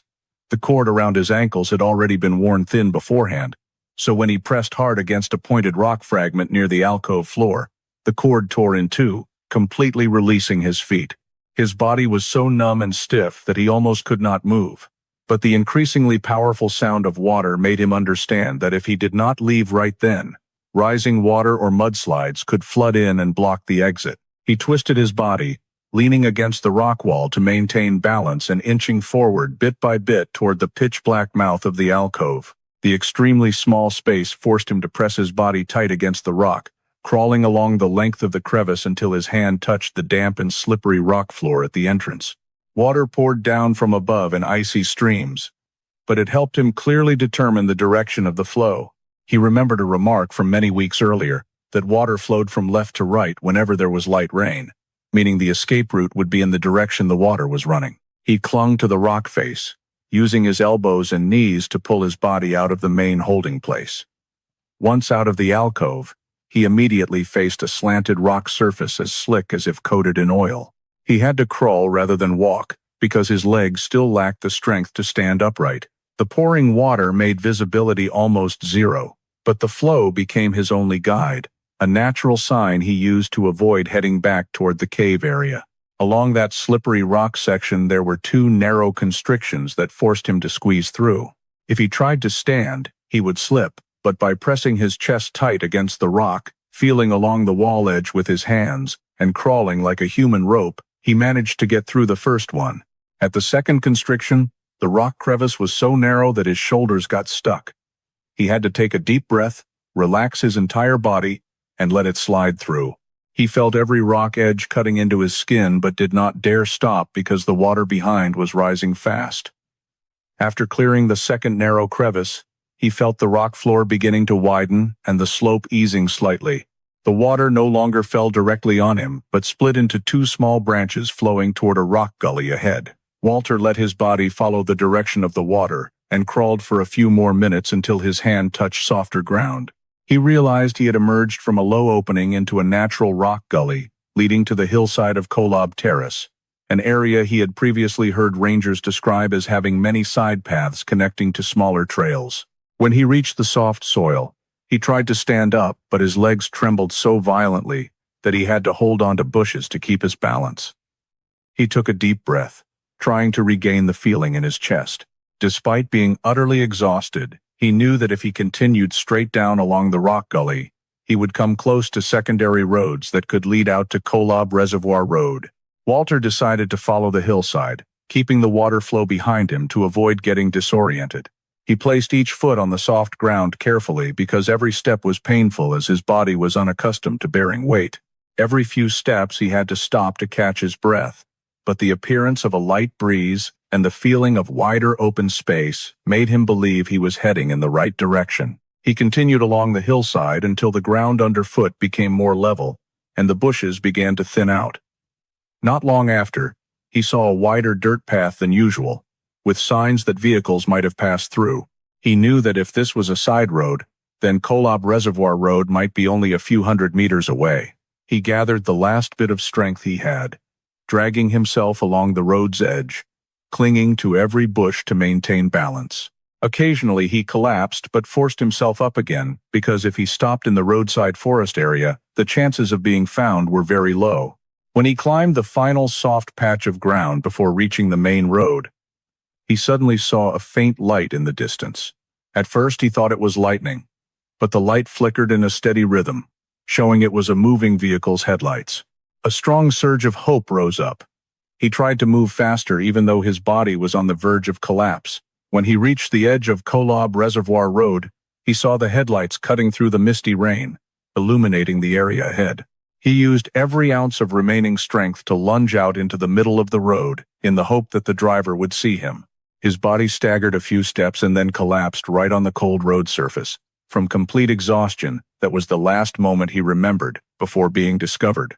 When Walter was stable enough to describe the terrain features, travel times, water flow directions, and the structure of the rock alcove where he was held, the investigative team proceeded to cross-reference all this information with the geological data of the Kolob Terrace area and adjacent parts of Zion. Data from slope maps, sandstone formation models, groundwater channels, and locations of natural alcoves were analyzed using spatial simulation technology, narrowing the suspect area from dozens of rock crevices down to 3 locations, with the closest matching characteristics to the description. A specialized team was dispatched to the highest probability area based on the water flow direction Walter described and his estimated crawling distance to escape. After moving through thick vegetation, they found a low rock crevice where the worn rock formed a silent mouth shape, almost exactly matching the form in his account. The first confirming evidence in the area was faint drag marks on the rock surface, extending from inside outward toward the external rock gully. The forensics team recorded the depth and shape of the drag marks, compared them to Walter's body size, and determined that the length of the friction path was consistent with a person in weakened condition moving by crawling. As they advanced deeper, they discovered scattered adult-sized shoe prints. The prints were uneven, as though the owner had stood in one narrow position for many consecutive hours. The shoe prints were not specialized hiking footwear but simple athletic shoes, matching Walter's description of the perpetrator's ordinary, unremarkable appearance.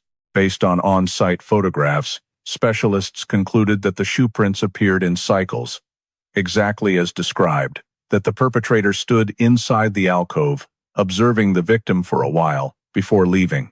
Deeper inside, the investigative team found a piece of nylon rope that had been cut and remained stuck on a small rock spur.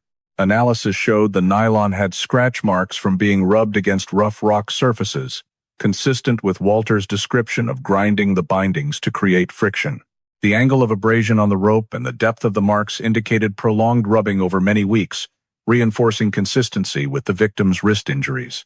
Not far away, they recorded numerous small indentations and abrasions on the rock floor, matching the positions where Walter had been forced to lie or sit for months. The parallel abrasion lines, spaced just wide enough for tightly bound wrists and ankles, showed the ropes had been pulled hard and worn continuously through micro-movements of his body as he tried to shift position in the overly confined space.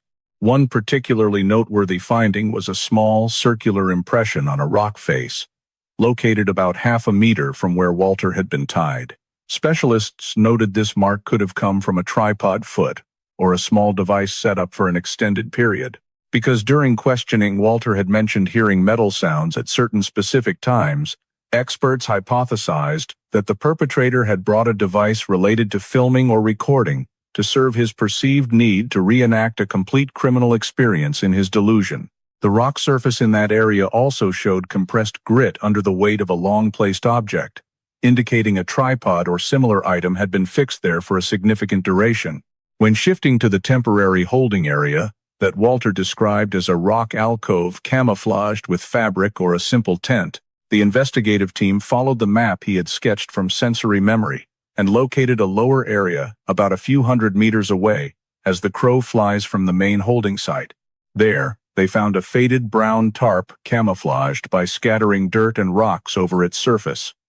The tent frame had been dismantled, but traces of Morse tapping from support poles against rock remained. The tarp was still caught in rock crevices, showing the site had once had a tent erected to block distant views. On the ground were indentations, indicating a body had been placed or pressed down there, consistent with Walter's description of being stabilized at a transit point before being taken to the main holding location. Next to the tarp were several cut segments of nylon, matching the structure of the rope piece recovered from the main holding site, confirming this as the perpetrator's initial restraint position. The forensics team continued analyzing the rock surfaces at both locations and observed that the abrasion marks did not appear randomly, but aligned precisely with the positions Walter described when forced to sit, lie, and unable to change posture. The depth of some binding marks showed the ropes had been repeatedly tightened, consistent with the perpetrator's repetitive control nature. Along the rock gully leading down to where Walter crawled to escape, they recorded a long slide mark where the rock had been scraped thin into a streak from strong friction. Some marks contained small DNA samples taken from shed skin cells, confirming they were created by Walter's body during his crawl through the steep section in heavy rain. When they discovered the rock ledge where he had gotten stuck in the narrow crevice, specialists saw that the rock layer there had been abnormally worn horizontally, exactly at the position of his shoulder, catching and forcing him to relax to slide through. Every detail followed a seamless, logical sequence, reflecting the journey exactly as Walter recounted. When compared with data points from the tourist group's camera that discovered him and images of the location where he was found on Kolob Reservoir Road, investigators confirmed the entire escape route was compatible with the actual terrain. This reinforced the accuracy of his statement and eliminated the possibility of distortion due to psychological shock. Before leaving the scene, the specialized team created a detailed three-dimensional map of every trace, every abrasion line, and every piece of evidence to support the ongoing investigation. When combined with data from his testimony and medical examination results, the entire crime scene showed absolute correspondence, strengthening the conclusion that everything Walter described was consistent and accurately reflected what had happened to him during the 9 months of confinement.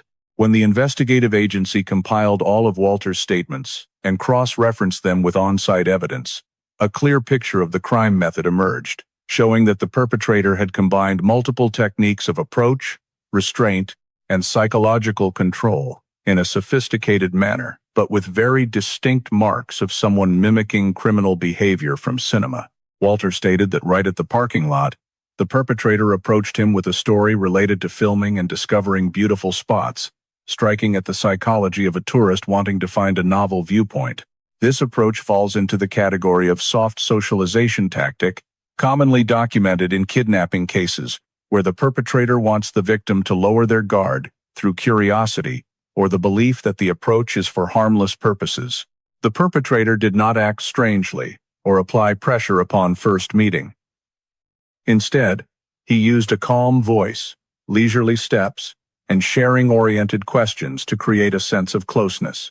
Once he had convinced Walter that both were heading to a little-known viewpoint, he maneuvered him into a favorable position for the attack, using a stun device to incapacitate him in seconds without creating loud noise. This device delivered a short electric shock that caused muscle loss of control, ensuring Walter could not scream or fight back. This is a characteristic quick attack technique in premeditated kidnappings, where the perpetrator wants to minimize the high-risk window and avoid drawing attention from anyone who might appear near the parking lot area. After Walter fell, The perpetrator immediately blindfolded him with thick cloth and bound his hands and feet with tightly cinched nylon cord to ensure the victim could not identify or observe the direction of movement. The immediate blindfolding played a crucial role. It disoriented the victim from the very first second, while forcing the brain to register everything through sound and touch senses that are highly manipulable in an environment rich with natural noises like Zion. The perpetrator dragged Walter through terrain with slopes, loose rocks, and frequent sound changes to eliminate the victim's ability to memorize the route. This tactic has been used in many prolonged kidnapping cases, where the perpetrator chooses paths with abrupt changes to prevent the victim from reconstructing the travel route, even if some details are later recalled. The choice of a route through slippery rocks, narrow crevices, and small water flows showed the perpetrator had a very clear understanding of the Kolob Terrace terrain and deliberately used the complexity of the landscape to conceal his actions. After bringing Walter to the first rock alcove, the perpetrator applied a two-phase confinement model, a temporary phase and a long-term phase. The temporary phase was used to weaken the victim, reduce resistance, and simultaneously test the victim's psychological responses before moving him to the long-term holding location. This is a tactic recorded in numerous criminological files related to psychologically oriented kidnappings, where the perpetrator wants to ensure the victim has no remaining capacity to resist before being placed in a completely secluded environment. In the long-term phase, the perpetrator shifted to comprehensive control mode, cutting nutrition, enforcing sleep deprivation, disrupting time cycles, restricting space, and maintaining a state of fear by making direct threats against the family. This is a common psychological control technique in prolonged detentions, when the perpetrator wants the victim to become so submissive that independent thinking ceases. Threatening the family had a very strong effect, because it not only made the victim fear for himself, but also for those he loved. The perpetrator did not shout or use noisy violence, but spoke in a cold voice that made the threats feel credible. He said things like, "Everyone is being watched," or "What happens to you will affect them," trapping Walter in the belief that any small action could bring consequences. This tactic created a state of psychological dependency. The victim believed the safety of others depended on his compliance. During the analysis process, experts recognized that the combination of quick attack techniques, blindfolded movement, complex terrain selection, two-phase confinement, family-targeted psychological pressure, and the perpetrator's repeating daily patterns clearly showed influence from criminal motifs in films. He reenacted elements commonly seen in movies with the mastermind controller motif: the victim isolated, time lost, perception lost, direction lost, and made completely dependent on the captor. Not only the actions, but also the manner of speaking, victim approach, and control methods carried the imprint of someone obsessed with the cinematic image of the perfect kidnapper, wanting to create a crime experience matching his own imagination, rather than acting on specific motives like grudge or finance. He left no useless clues, showed no panic, made no sudden tactical changes, but maintained an almost standardized control pattern. This indicated the perpetrator had spent time observing, learning techniques, and reenacting steps as if performing a role he had prepared long in advance. When stringing together the entire method, the investigative agency determined that the perpetrator did not act impulsively but followed a deliberately constructed plan in advance, fitting the profile of a non-rational but clearly structured criminal, where the motive lies not in benefit but in executing a crime script according to the model that obsessed him. When Walter was able to describe the perpetrator's features more clearly, the investigative agency proceeded to cross-reference this information with the surveillance camera systems in Springdale and Cedar City, areas with heavy tourist and local foot traffic during the time of the disappearance. Cameras at the Zion entrance area captured a man matching the build. Walter described slim frame, slightly forward-leaning gait, often keeping his head down and avoiding direct eye contact with the lens. A footage segment at the Springdale gas station showed this individual driving a silver single-cab pickup truck, with no logos or decals, features matching the description from a witness who had seen a similar vehicle near the West Rim Trail, right before Walter vanished. In the footage, the man wore thin gloves and a low-pulled baseball cap that partially obscured his face. His walking style and the way he carried items aligned with the movements Walter had memorized during captivity, particularly the habit of leaning slightly to the left when stepping into the vehicle. Recognizing the overlap between the description and the imagery, investigators began tracing this pickup by scanning camera data along the route leading to Cedar City. The system recorded the vehicle appearing multiple times in the afternoons in Cedar City during periods that aligned with the perpetrator's absence cycles as described by Walter. Gas stations and convenience stores in the same area also logged purchases of dry food, nylon rope, bottled water, and wipes, all items matching those recovered at the Rock Alcove crime scene. One receipt particularly caught the investigative team's attention. On the exact day Walter estimated the perpetrator's longest absence, a Cedar City store recorded a transaction for multiple packs of energy bars and a special roll of nylon, similar in structure to the nylon collected at the scene. Store camera footage showed the man in the baseball cap entering, paying only in cash, and saying nothing beyond a quiet "thank you." When the image was zoomed in, investigators noticed a very small emblem on the side of the cap, a detail that matched the faint recollection of a Springdale witness who had seen this man standing next to the silver pickup. From there, the license plate analysis team began reviewing lists of similar-era silver pickups registered in Washington County. After hours of data filtering, one name stood out with notable frequency: Miles Rowan, a man who had previously lived in Cedar City and currently had his vehicle registered in the nearby Pine Valley area. Rowan's activity history showed frequent purchases at convenience stores during odd hours and a pattern of solitary travel between small towns. When residence information was checked, investigators discovered he owned an old wooden cabin deep in the Pine Valley forest, an area with complex terrain and very low traffic, fitting the profile of someone seeking to conceal activities. The cabin had no stable internet connection, was located more than a mile from the main road, and was completely hidden from passing view. Recognizing the potential relevance of the cabin to the case, law enforcement established a special operation to apprehend him. They deployed a covert surveillance team in Pine Valley, using long-range cameras and motion detection equipment to monitor the cabin over several days. The observation team recorded a man exiting the cabin carrying a small-sized container with a gait that leaned slightly to the left, identical to the walking style in the Cedar City footage. Notably, the silver pickup was spotted parked behind the cabin precisely during times when food purchase receipts appeared. This was a critical indicator confirming that the cabin owner was also the vehicle owner. Once sufficient evidence had been gathered, an arrest warrant was issued for Miles Rowan. A tactical team was deployed to surround the cabin in the morning, at the time he habitually left for Cedar City. When he opened the door and stepped out, the Special Operations Unit immediately moved in and ordered him to surrender. He appeared surprised but did not resist, likely because he had not anticipated the cabin being discovered. During the cabin search, authorities found numerous items, identical to evidence recovered from the holding site. In a small corner room of the cabin, they discovered a laptop on a desk, along with multiple video files named with codes, compact recording devices, a tripod, and external storage drives were hidden in a wooden box under the floor. Other items such as nylon rope, camouflage tarps, low-power flashlights, and survival gear suitable for multi-day operations in mountainous forest environments were also seized.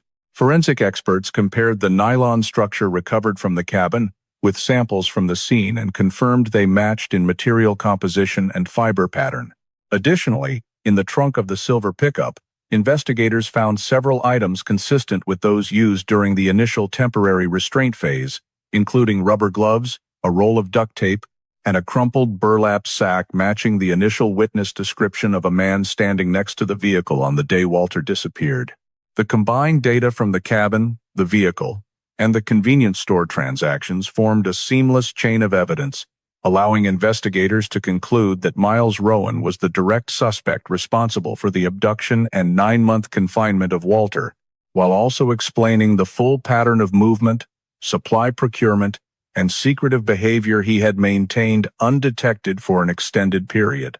During the official interrogation in the interview room, Miles Rowan initially maintained silence, but when confronted with camera footage, evidence seized from the Pine Valley cabin, and traces from the holding site, he began to loosen up psychologically and provided detailed statements, in which he admitted that he chose Walter completely at random, solely because he wanted to carry out his first crime experience, according to the exact model he had built himself, based on the crime films he had long been obsessed with. He said that when he saw Walter step out of his car alone at the West Rim Trail parking lot, the first thing that came to his mind was not an intent to harm this specific individual, but the feeling that it was the right moment for a role he had prepared for a long time, and he viewed Walter as the most fitting character to begin the script. Rowan stated that he followed Walter from the moment he checked his gear at the visitor center and quietly observed whether Walter met anyone else, then kept a sufficient distance to avoid drawing attention. When he saw Walter taking photos and looking at the trail map, he considered this an ideal target because Walter appeared independent, not traveling with a group, and showed no signs of anyone watching him. He continued tailing Walter to the parking area, noted the parking spot, and waited for the moment he was preparing to set out so he could pretend to approach with the pre-planned filming story. When the investigators asked about the attack phase, Rowan described the process of moving Walter through sloped rocky terrain with water sounds and wind whistling, exactly matching the details Walter recalled. He confirmed using a stun device to attack in order to ensure Walter had no chance to make noise, and then blindfolded him with a thick piece of cloth kept ready in his backpack. Rowan stated that the entire route from the parking lot to the temporary rock alcove had been rehearsed by him multiple times before he chose the moment to strike, and he deliberately dragged Walter through steep sections, loose rocks, and areas with water sounds to distort his sense of direction. When bringing Walter to the temporary holding site, the rock alcove with a camouflaged tarp tent, he said this was only the location to stabilize the character before moving to the main segment at a deeper alcove near Kolob Terrace. Rowan admitted that dividing the confinement into two phases was the result of months of planning, because he wanted to test the victim's reactions before placing him in a completely sealed environment. When asked about the long-term confinement phase, he described keeping Walter in near-total darkness and providing minimal food and water, because that was what the character had to go through to add depth to the story. These statements showed he did not view the captivity as criminal behavior but as a structured reenactment of a script, in which he saw himself as the director and Walter as the forced actor. When the investigators asked about threatening Walter's family, he did not deny it but said it was an important part to maintain the atmosphere and keep the role stable. He stated that he had no intention of actually approaching or harming Walter's family, but he deliberately used vague information to make Walter fearful and prevent resistance, just like the characters in the films he imitated. Rowan said those threats were not aimed at gaining material advantage, but only to keep the character's psychology correct in the crime story he had constructed. Rowan also provided additional information about the items he used. Nylon cord purchased in Cedar City, camouflage tarp bought at an outdoor gear store in Laverkin, a small tripod used to set up recording equipment in the cabin, and sometimes brought to the temporary alcove to review the natural lighting composition. When asked about the purpose of recording, he stated it was not for distribution or extortion but only to reassess the feeling when carrying out the crime script, showing the depth of his self-obsession with cinematic motifs. He accurately described the locations of the two rock alcoves, the route between them, the slope of the rock floor, the rock protrusions used for tying, and the distance to the rock gully, where water flowed strongly after the heavy rain. All these details matched the crime scene examination perfectly. When cross-referencing Rowan's statements with the behavioral model previously built by the criminal behavior analysis team, the results matched almost exactly. Rowan recounted the approach, attack, movement, and confinement processes in the way the experts had predicted, based on scene traces and environmental characteristics. Rowan even affirmed that he chose Zion because the terrain there was cinematic enough, with sandstone, underground water crevices, and enclosed rock spaces that easily created a suffocating feeling. When asked whether he had any plan to end the behavior at some point, he answered vaguely that it hadn't reached that part of the script yet, indicating he had no intention of releasing Walter. His statements fully aligned with every analysis of irrationality, behavioral imitation, and level of preparation that the investigative agency had determined, reinforcing the entire behavioral file and confirming that the criminal motive lay solely in his desire to experience crime, according to his own imagination. When all the crime scene evidence, witness testimony, and forensic data had been completed, the federal prosecutor's office officially issued 3 major indictments against Miles Rowan: first-degree kidnapping, aggravated assault, and unlawful confinement. Each charge supported by constitutive elements reinforced by the continuous chain of physical evidence collected from Zion all the way to the cabin in Pine Valley. At the first hearing, the prosecutor presented the full physical file to the court, including nylon rope recovered from both the temporary holding site and the main holding site segments, with cut and torn patterns matching the material found in Rowan's cabin. The forensic report confirmed that the twisted fiber structure of the nylon at all 3 locations was completely identical, proving the perpetrator had used the same source material throughout Walter's confinement. Next, the prosecution presented 3-dimensional scans of the rock surfaces inside the alcove, showing abrasion marks and indentations that reflected the bound posture. These marks matched the curvature of Walter's limbs due to prolonged fixation. They also provided images of the shoe prints discovered in the alcove, compared them to the pair of shoes seized from Rowan's cabin, and confirmed the size, sole wear pattern, and direction of movement were a complete match. Soil samples adhering to Rowan's shoes matched samples taken from the rock crevice, including mineral composition and organic residue, eliminating any possibility of random coincidence. After presenting the physical evidence, the prosecutor introduced the digital data, including receipts from purchases in Cedar City and Laverton, on dates aligning with the absence cycles Walter described. Store cameras captured Rowan wearing a baseball cap and gloves, buying nylon rope and dry food items fully compatible with the evidence found in the cabin and at the scene. Traffic camera location data from Springdale and along the route into Zion also showed Rowan's silver pickup appearing in the West Rim Trail area precisely during the time frame Walter disappeared. These footage segments, when zoomed and analyzed for gait, clearly showed Rowan's characteristic slight left lean, matching Walter's description of the perpetrator's movement pattern during the confinement. The prosecution continued by presenting data recovered from Rowan's laptop, although no videos of Walter were found.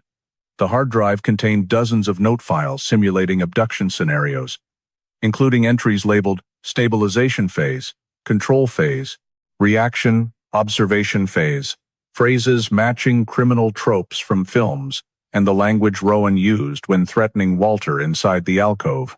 Additionally, data recovery tools uncovered search histories related to Zion terrain, maps of Kolob Terrace rock gullies, and videos analyzing fictional criminal behavior, further reinforcing a motive to imitate cinematic actions.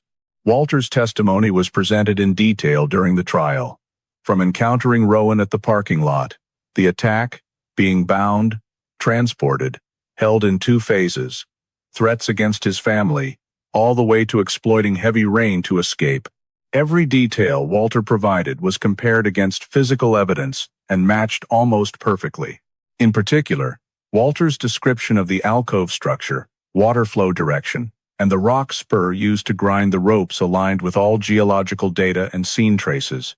When comparing Walter's testimony with Rowan's statements, the jury could clearly see the alignment between the 2 sources. Rowan admitted to stalking Walter, approaching him at the parking lot with a story about filming, using a stun device to attack, dragging the victim through steep and uneven terrain, setting up a camouflaged tent at the temporary holding point, and transferring the victim into the sealed alcove. He did not deny threatening Walter's family, even viewing it as part of the script, which helped the prosecution prove intent and premeditation.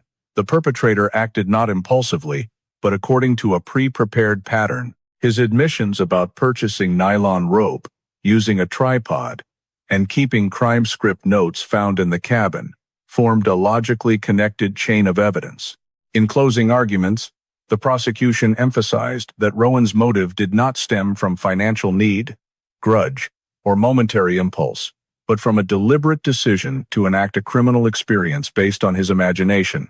Therefore, the elements of intent and preparation warranted the highest consideration. The defense attorney attempted to argue that Rowan may have been psychologically influenced by films, but the prosecution immediately rebutted by presenting evidence showing he had planned the location, timing, materials, and control tactics in extreme detail, proving full awareness throughout the process. When the jury was asked to deliberate, they took only 3 hours to reach a unanimous verdict. Miles Rowan committed the crimes intentionally, with planning, and must bear full criminal responsibility under federal law. The judge sentenced him to 38 years in federal prison without parole, based on the dangerousness of the conduct, the duration of the victim's confinement, the physical and psychological harm inflicted on Walter, and the high risk of recidivism due to the irrational yet structured motive. The sentence was pronounced in a closed courtroom, with Walter, his family, and representatives from the investigative agencies present, marking the legal conclusion to the chain of criminal acts Rowan carried out over 9 months that haunted the Zion region. After the federal court verdict, Walter returned to Portland under the supervision of a team of psychologists and physical rehabilitation specialists, where he began a treatment process expected to last many years due to the profound accumulated trauma from 9 months of captivity. Right upon returning, Walter struggled to adapt to a normal urban environment. Loud noises startled him, darkness made him anxious, and confined spaces like elevators, small bathrooms, or closed cars could trigger panic attacks. Doctors diagnosed him with severe PTSD, including chronic sleep disorders, intrusive memories, and a sense of loss of bodily control, all of which seriously affected his ability to work and carry out daily activities. His family tried to create a quiet space in their suburban Portland home, avoiding strong stimuli and helping him rebuild routines, but recovery progressed very slowly. Exposure therapy specialists had to work cautiously, step by step, because even a poorly timed reminder of a detail about the rock crevice, a low voice, or the sound of dripping water could send him into a panic attack. Walter had once been an active person who loved hiking and cycling, but now even leaving the house for more than a few hundred meters was a challenge, and he could only feel safe when accompanied by a family member or therapist. His work capacity was significantly reduced due to neurological shocks, making it impossible for him to concentrate for more than a few minutes at a time, and often requiring breaks due to disorientation. Although his body had regained some weight, it still bore traces of prolonged debilitation, with muscles that were difficult to fully recover and joints that ached in cold weather. Authorities in Portland coordinated with the Department of Justice's Victim Assistance Services to set up a tailored reintegration program for Walter, including career counseling, legal support, medical record management, and therapy cost coverage. However, recovery progress depended largely on his ability to stabilize mentally, which was heavily impacted by the long chain of confinement experiences. Every attempt to reintegrate into the community faced barriers. Crowds made him fearful. Unfamiliar places caused stress, and even normal activities like watching movies or listening to music with intense sound effects made him avoid them completely. Walter's case file has been used by law enforcement agencies as a typical example in training courses on risks from criminals mimicking cinematic figures, emphasizing how individuals obsessed with films and self-constructing crime scripts can cause real-world consequences. Criminologists present this case as a stark illustration of the danger posed by imitating criminal behavior, according to cinematic motifs, especially when the perpetrator has no financial or grudge-based motive but acts purely to satisfy a distorted psychological experience, making behavior prediction more difficult. Walter's case has also been included in training sessions for tourism industry staff, rangers, and hiking guides to warn about how criminals approach victims in wilderness environments, where people easily lower their guard because they assume social interactions are friendly. The case created broader social impact as the tourism community and residents in Utah heightened vigilance about approaches disguised as filming, location scouting, or creative collaboration pretexts Rowan once used to approach Walter without raising suspicion. Nature conservation organizations at Zion also expanded visitor education programs on reporting unusual behavior and installed additional cameras at some remote parking lots to reduce the risk of exploitation. For Walter, the recovery journey remains long and challenging. He shared in therapy sessions that while his body had escaped the rock alcove, his mind sometimes still felt trapped in that darkness, where time disappeared and every sound became a threat. Nevertheless, he showed small progress month by month. Nightmares decreased gradually, panic attacks became less intense, and he began to manage short morning walks around the neighborhood when there were few people. Doctors believe that at the current rate, Walter may gradually return to a more normal life in the coming years, though PTSD could follow him lifelong, in the form of heightened sensitivity to enclosed environments or stimuli resembling his captivity conditions. His family continues to serve as a pillar, accompanying him to every therapy session and providing emotional support to keep him from feeling isolated. At the close of the case file, Walter remains in long-term therapy, with his health slowly improving but not yet able to resume his former rhythm of life. The memories and psychological aftermath of 9 months in the Zion Rock alcove remain deeply etched, but he has overcome the cruelest part. He is alive, and step by step reclaiming control of his life. The story of Walter Hale is not just a haunting criminal case at Zion National Park, but also reflects an important truth in modern American life. Even in spaces that seem the safest national parks, tourism communities, lands considered absolute freedom, the risk from individuals with distorted mindsets still lurks quietly. Walter, being approached by a stranger, under the guise of filming a very common form of socialization in America, in the era of content creation, shows how vulnerable people can be when the line between friendliness and danger blurs. From the detail of Walter believing the Finding a Beautiful Viewpoint story, or how easily the perpetrator moved between Cedar City, La Verkin, and Zion without drawing attention, we clearly see how crime can appear right in everyday life, blending among millions of harmless people. The most important lesson for American citizens is that vigilance cannot rely solely on appearances or well-meaning introductions. The story reminds us that when participating in outdoor activities where signals are weak, population density is low, and help cannot arrive quickly, everyone needs personal safety principles. Inform family of itineraries, note license plates of unfamiliar vehicles nearby, avoid going alone during quiet hours, and never trust any offer that leads away from populated areas. The FBI and local forces investigation, relying on receipts, community cameras, and road data, shows that America's surveillance system is very strong, but it cannot prevent an individual with prior planning operating in low-traffic areas. Walter's story also underscores the importance of post-crisis psychological support.